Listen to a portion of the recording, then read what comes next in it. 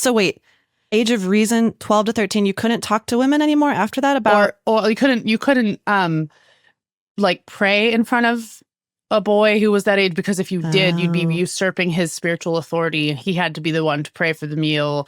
You couldn't lead them in a Bible study at that age. Like you could teach your children, your male children, about the Bible and God without your head covered until they were 12. And then at that point, like it got interesting. It was like it was their job now to sort of take that leadership role. Got it. And so women didn't, like at our church, women did not, we were silent. Our role was silence, and it was taught to us that way. And so we kind of just sat there silently with our heads covered while all the men and boys talked about everything. Yeah, it was a very patriarchal environment. Yeah. I also call that environment spooky. Because you mentioned God, what did you learn about us? What was kind of our vibe? Yeah, what did you think about us? Oh, you definitely had like, what are those called? Mutton chops, sideburns? Like that part is true. We do that have part, those. Yeah, right? That part, that's kind I mean, George yeah. Washington era sort of masculinity. We both do have those. We have those. Okay, cool. That was accurate then. That's so good to know that. I would say the vibes were like standard white supremacist vibes. It was sort of like God is the creator of man, and man is created to honor God, and women have to cover their heads to not usurp the glory of God and his creation, his primary creation, which was man. And so I just kind of thought you were mainly an authority figure. Interesting. Because, man was a mistake. And we didn't mean to do that. So it's interesting that you guys have made such a big deal about it, because it wasn't on purpose.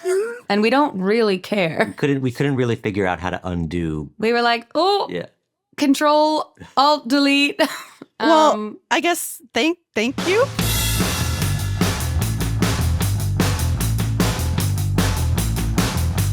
It's interesting, even though I didn't have any programming about like marriage growing up. I mean, I was raised Catholic. All I knew is that I wasn't supposed to have sex before marriage. Just like, do not do that and you're going to be good. So that was the one rule that I abided by.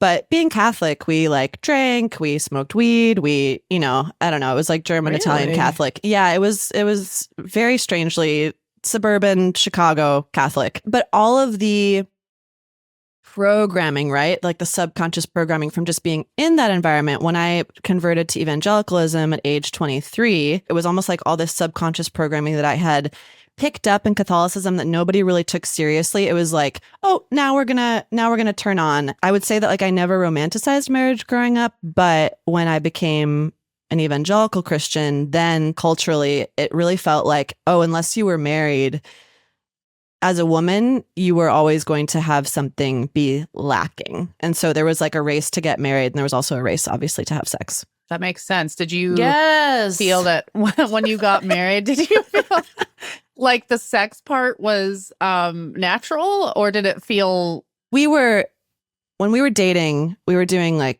Christian sex, which is everything but P and V. And so when we got married, I noticed, when we got engaged, I noticed a severe decrease in my sex drive. And I was like, this is interesting. I was really attracted to him. I loved him very much. It just confused me because that decreased.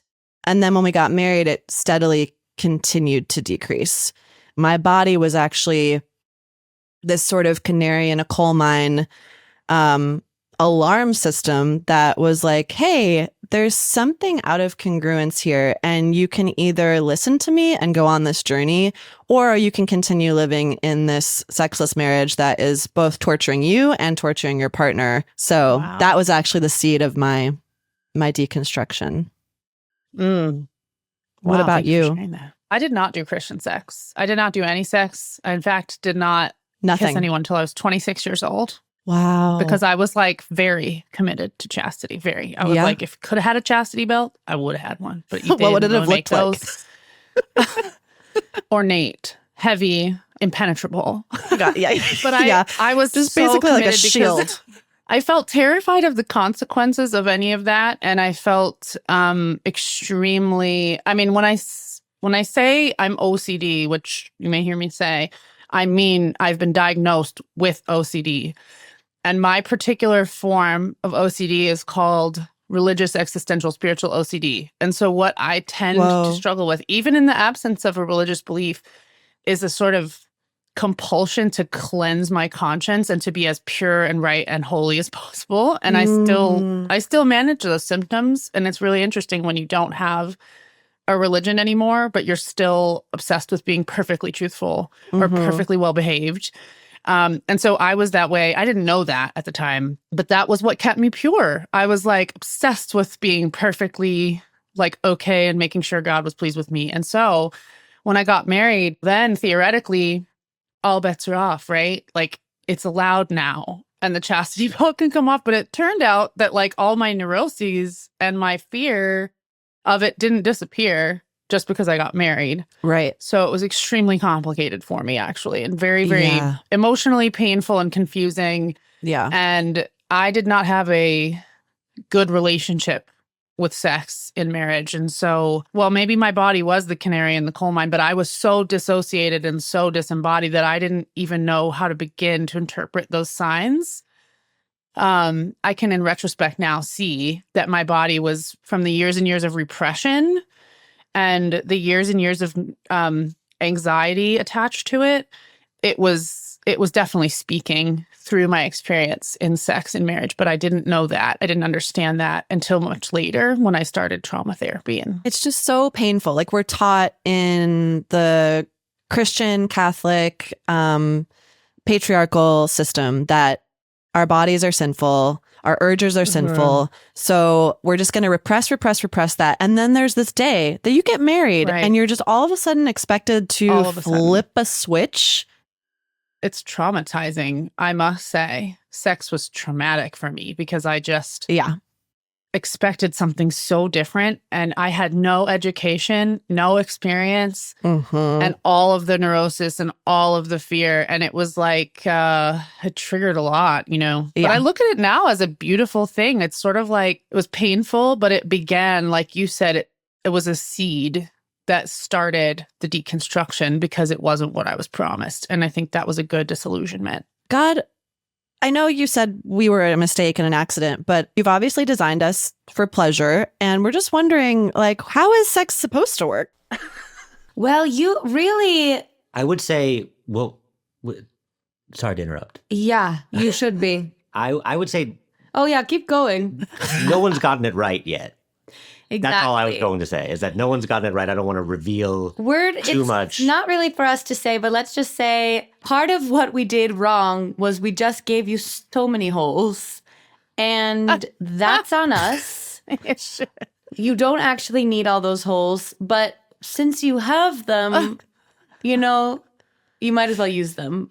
You should do whatever you want, however you want it, whenever you want it. And that's not really for us to say, but we did accidentally give you a lot of holes.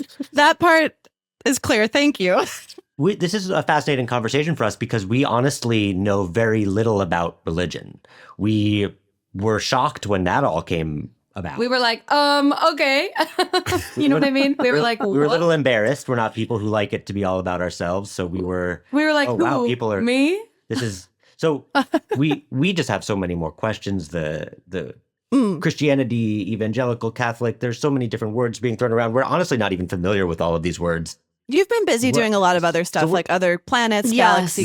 We have a home remodel going on right now. Yeah, we're redoing our kitchen. I can't even get into it right now, but But we're learning a lot just from... I'm getting an education. We're going to keep it going. And, feel free to give us clarity. Honestly, this is great news that given us an abundance of holes and I'm allowed to use them however I deem fit. So thank you for that permission. Use your holes. Use your holes. I can't wait to find out what these other holes are.